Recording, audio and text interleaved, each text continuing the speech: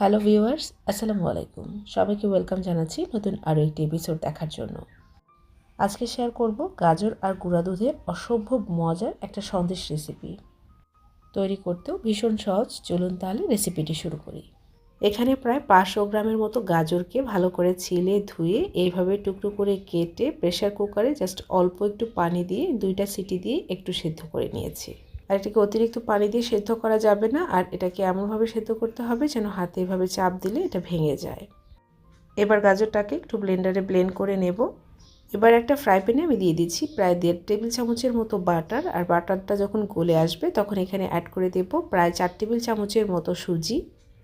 এবার এই বাটারের মধ্যে সুজিটাকে ভেজে নেব 2 মিনিটের মতো। আর চুলার আঁচটাকে একদম লো আঁচে রাখতে হবে, তা না হলে সুজিটা কিন্তু পুড়ে যেতে পারে।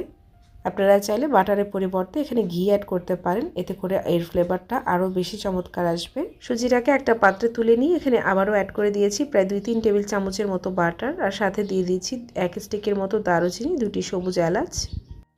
আর এই মশলাটা যখন হালকা একটু ভাজা হবে তখন আমি অ্যাড করে দেব সেই ব্লেন্ড করে রাখা গাজরগুলো। গাজরটা যদি এইভাবে ব্লেন্ডারে ব্লেন্ড করা না যায় তাহলে সামান্য একটু পরিমাণ দুধ কিংবা সামান্য একটু পরিমাণ পানি দিয়ে এই গাজরটাকে এভাবে ব্লেন্ড করে নিতে পারেন। তবে পানি কিংবা দুধ যেটাই দেন না কেন এটা কিন্তু অল্প পরিমাণে দিতে হবে। বেশি পরিমাণে দিলে কিন্তু এটা রান্না করতে অনেকটা সময় লেগে যাবে। এই মশলা আর এই বাটারের মধ্যে গাজরটাকে খুব ভালো করে একটু ভেজে নিচ্ছি। কয়েক মিনিট ভাজার পরে এখানে পরিমাণ মতো লবণ দিয়ে দিচ্ছি। চাইলে মিষ্টি খাবারে লবণ নাও দিতে পারেন। সাথে দিয়ে দিচ্ছি 2 টেবিল চামচের মতো গুঁড়া দুধ।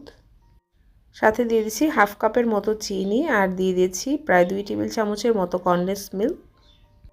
আপনারা চাইলে এখানে চিনির পরিবর্তে সম্পূর্ণটা কনডেন্স মিল্ক দিয়েও তৈরি করতে পারেন, এতে করে টেস্টটা কিন্তু আরও ভালো আসবে। এবার সব কিছুকে একটু ভালো করে মিশিয়ে নিচ্ছি। আর চিনিটা যখন গলে যাবে তখন কিন্তু এই মিশ্রণটা একটু পাতলা হয়ে যাবে। গাজরের মিশ্রণটাকে একটু নেড়েচেড়ে ভালো করে রান্না করে এখানে অ্যাড করে দিয়েছি সেই আগে থেকে ভেজে রাখা সুজিগুলো। আর সুজিটা যেহেতু আগে থেকে ভেজে নেওয়া, এটা কিন্তু রান্না হতে সময় লাগবে না। আপনাদের কাছে যদি মনে হয় সুজিটা সেদ্ধ হচ্ছে না, তখন আপনারা এখানে 2 টেবিল চামচ পরিমাণ দুধ বা পানি অ্যাড করতে পারেন। তবে আমার কোনো কিছু অ্যাড করতে হয় না, সুজিটা এমনিই সেদ্ধ হয়ে গেছে। এবার অ্যাড করে দিয়েছি প্রায় 2 টেবিল চামচের মতো ঘি। আর এই মিশ্রণটা নামানোর আগে এভাবে ঘিটা অ্যাড করলে এর ফ্লেভারটা চমৎকার আসে। আর এই মিশ্রণটা প্যানের গায়েও আর লাগতে চায় না। আর এটা প্যানের গায়ে কিন্তু আর লেগে যাচ্ছে না। এবার আমি চুলার ফ্লেমটা বন্ধ করে দিচ্ছি। একটা কেক মোল্ডের মধ্যে আমি একটা প্লাস্টিক র্যাপার দিয়ে দিচ্ছি, আর তার মধ্যে এই গাজরের সন্দেশটা ঢেলে দিচ্ছি। আপনারা চাইলে এটাকে যে কোনো ধরনের বক্সের মধ্যে এটাকে সেট করতে পারেন। একটা স্প্যাচুলা দিয়ে উপর থেকে একটু চেপে চেপে এভাবে সমান করে দেব। আর এটা কিন্তু এ পর্যায়েও খেতে দারুণ মজার, এমনিও পরিবেশন করতে পারেন। তবে উপরের পাটটা তৈরি করার জন্য এখানে একটা ফ্রাই প্যানে দিয়ে দিয়েছি 1/4 কাপের মতো তরল দুধ। এবার এতে অ্যাড করে দিয়েছি 2টি সবুজ এলাচ, দিয়ে দিচ্ছি হাফ কাপের মতো চিনি।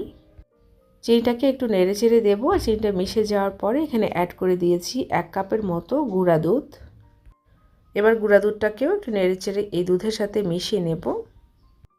আর গুঁড়া দুধটাকেও খুব ভালো করে মিশিয়ে নেব। আর এই দুধের মিশ্রণটাকে বেশি ঘন করার প্রয়োজন নেই, যেহেতু আমি গাজরের সন্দেশের উপরে একটা লেয়ার ক্রিয়েট করব। সম্পূর্ণ মিশ্রণটা যখন মিশে যাবে তখন এখানে আরও 2 টেবিল চামচের মতো বাটার অ্যাড করে দিচ্ছি। আপনারা চাইলে এখানে ঘিও অ্যাড করতে পারেন। বাটারটা মেল্ট হওয়ার সাথে সাথে আমি চুলাটা বন্ধ করে দিচ্ছি। আর এই দুধের মিশ্রণটাকে গরম অবস্থাতেই সেই গাজরের মিশ্রণের উপরে ঢেলে দিব। আর একটা স্প্যাচুলা দিয়ে একটু সমান করে দিচ্ছি। আপনারা চাইলে এই মিশ্রণটাকে আরও একটু পাতলা রাখতে পারেন।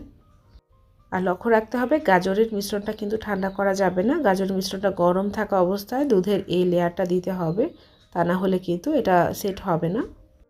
আর এর উপরে কাজু আর পেস্তা বাদাম কুচি করে আমি দিয়ে দিচ্ছি। আর এই বাদামগুলোকে স্প্যাচুলা দিয়ে একটু চেপে দেবো, এতে করে এটা ভালো করে সেট হয়ে যাবে। আর এই সন্দেশটাকে আমি 2 ঘন্টার জন্য নর্মাল ফ্রিজে রেখে দিয়েছিলাম, এটা কিন্তু সেট হয়ে গেছে। এবার দুপাশের প্লাস্টিক র্যাপারটা ধরে আমি এটাকে নামিয়ে নিয়েছি। আর এর থেকে প্লাস্টিক র্যাপারটা আমি সরিয়ে নেব। আর একটা ধারালো ছুরির সাহায্যে এটাকে আমি মাঝ বরাবর কেটে নিয়েছি। মাঝ বরাবর কাটা হয়ে গেলে এবার আমি এটাকে সাইড থেকে স্কোয়ার শেপ করে কেটে নেব। সেই সাথে তৈরি হয়ে গেছে দারুণ মজার গাজর দুধের সন্দেশ। এটা মুখে দেওয়া মাত্রই মিলিয়ে যাবে, খেতে কিন্তু দুর্দান্ত স্বাদ।